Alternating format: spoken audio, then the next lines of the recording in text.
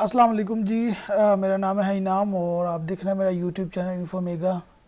अच्छा, आज की इस वीडियो में हम डिस्कस करेंगे उन लोगों को जो कि मुझे शिकायत करते हैं कि हमने जो है वो 3 या 4 दफ़ा यानी कि चाइना में अप्लाई कर लिया है। सम स्टूडेंट्स ने जो है वो भी 2020 में अप्लाई किया, तो सम यानी कि 2-3 साल से वो लगे हुए हैं, लेकिन उन्होंने हिम्मत नहीं हारी और लेकिन उनको अभी तक स्कॉलरशिप भी नहीं मिल रहा।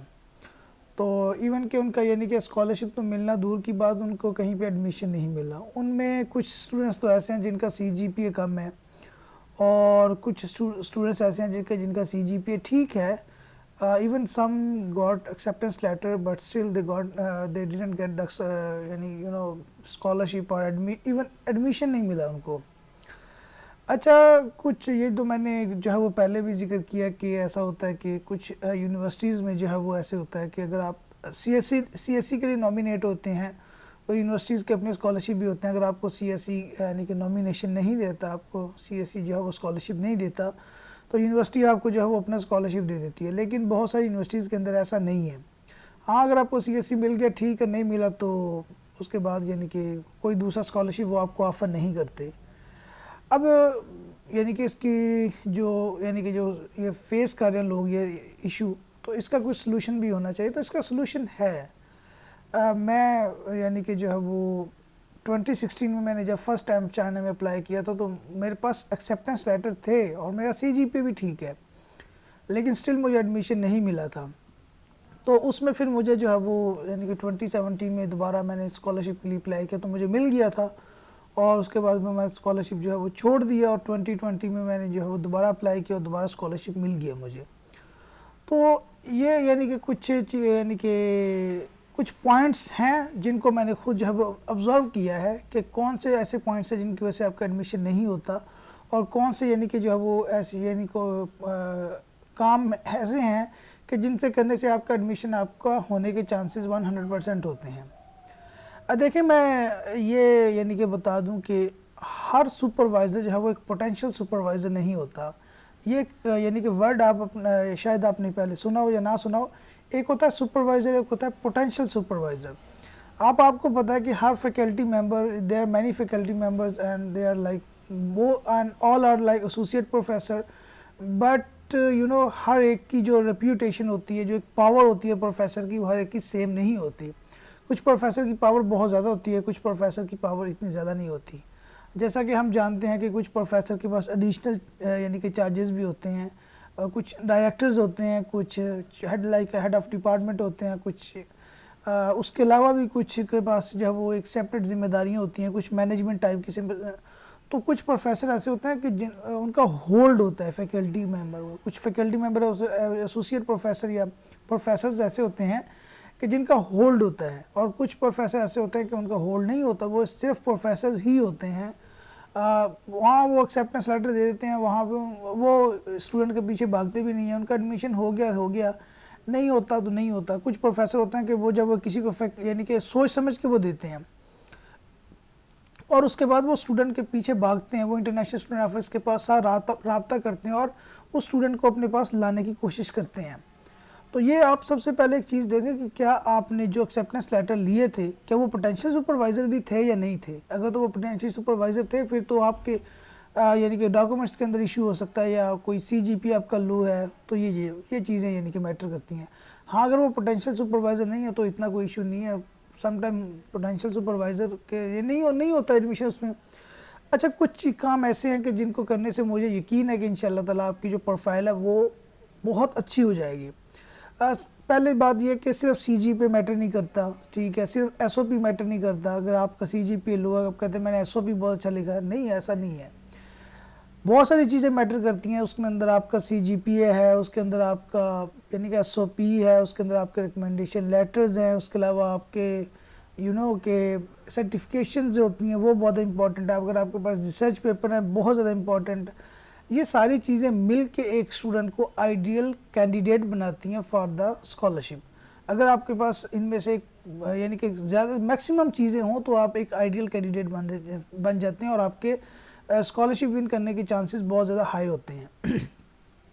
अच्छा, दूसरी यानी कि अब उसके अलावा मैं आपको बताऊं कि जिन लोगों का सीजीपीए कम है, उनको चाहिए कि वो ऑनलाइन कोर्सेज़ करें। आपको पता है कोर्सेरा है, edx.com है, उसके अलावा फ्यूचर लर्न है, udemy.com है। तो ये सारी वेबसाइट्स हैं जो इनके ऊपर फ्री कोर्सेज़ भी होते हैं और पेड भी होते हैं। और ये जो यूडेमी को और कोर्सेरा का तो सबसे अच्छी चीज़ ये है कि वहाँ पे आपको फाइनेंशियल एड मिल जाती है, EDX पे भी मिल जाती है, और जो यूडेमी है वहाँ पे आपको कूपन मिल जाते हैं। ठीक है, कूपन आप जो है वो वहाँ से यूज़ करके आप अगर एक $50 का कोर्स है तो वो आपको हार्डली $10 में मिल जाता है। तो उसके अलावा अगर नहीं मिलता तो आप मुझे पता है कि जिस तरह रिसर्च पेपर डाउनलोड हो जाते हैं उस तरह वो कोर्सेज भी डाउनलोड हो जाते हैं, तो आप वैसे भी डाउनलोड कर सकते हैं। अच्छा, अब उसके बाद ऑनलाइन कोर्सेज करें, उससे ये होता कि जो आपकी जिन सब्जेक्ट्स में आपका स्कोर लो है या आपका CGPA कम है तो आप उसको ऑनलाइन कोर्सेज के साथ जो है वो सॉरी कवर कर सकते हैं। और उसके अलावा देखिए, आप ना सिर्फ इंग्लिश प्रोफिशिएंसी लेटर पे ना रहा करें। अगर आपके पास यानी कि पैसे हैं और आपके पास टाइम भी है तो आइल्स कर लें। आइल्स बहुत इंपॉर्टेंट है। इवन आपका CGPA लो भी हो ना, अगर आपने ये साथ ऑनलाइन कोर्सेज कर लिए हैं, आइल्स कर लिया है, HSK का लेवल 2 भी कर लिया आपने, तो ये सारी चीज़ें मिलके आपको एक आइडियल कैंडिडेट बना देती हैं। और आपका SOP भी अच्छा लिखा हुआ है, रिकमेंडेशन लेटर भी आपको मिल गए हैं। तो जब ये सारी चीज़ें मिलती हैं ना तो आपके स्कॉलरशिप विन करने के चांसेस बहुत ज़्यादा बढ़ जाते हैं। बजाय इसके एक बंदा है उसका CGPA सिर्फ 3.5 है सपोज, लेकिन ना उसका SOP अच्छा है, ना उसके पास ऑनलाइन कोर्सेज हैं, ना उसके पास कोई आइल्स है, ना उसके पास HSK है। आप खुद बताएं कि एक स्टूडेंट जिसका CGPA 3.2 है, एक का CGPA 3.5 है, बट द 3.2 के पास जो है वो ऑनलाइन कोर्सेज जो है वो उसने ऑनलाइन कोर्सेज भी किए हुए हैं और अच्छे किए हुए हैं, और उसके बाद उसके पास आइल्स भी है, उसके पास HSK सर्टिफिकेट भी है, उसके पास सुपरवाइज एक्सेप्टेंस लेटर भी है, और उसके पास यानी कि जो है वो एक रिसर्च पेपर भी है। तो मुझे बताएं 3.5 वाले को, मैं यकीन से कहता हूँ 3.5 वाला नहीं कंसिडर होगा, ये 3.2 वाले को जो है वो स्कॉलरशिप मिल जाएगा, 3.5 वाले को नहीं मिलेगा।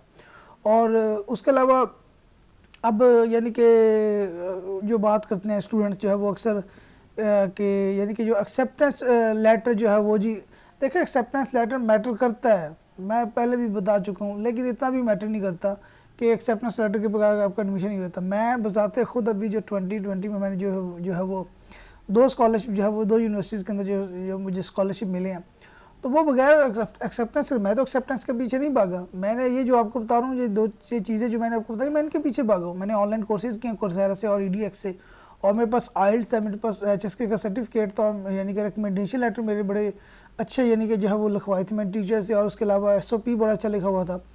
और ये सारी चीज़ें जब अब मुझे मिली तो जो है वो उसके मुझे इंटरव्यू में उन्होंने यही पूछा है, उन्होंने मुझसे जो है वो एक्सेप्टेंस लेटर के बारे में पूछा कि मैंने कहा नहीं है मेरे पास एक्सेप्टेंस लेटर, लेकिन मुझे यकीन था कि इंशाल्लाह मेरा एडमिशन हो जाएगा, बिकॉज मुझे वो अपने कोर्सेज और वो वगैरह वगैरह पे जो है वो ट्रस्ट था, यानी कि उनकी वजह से जो है वो मुझे यानी कि एडमिशन मिल जाएगा, और मेरा एडमिशन हो गया था अल्हम्दुलिल्लाह।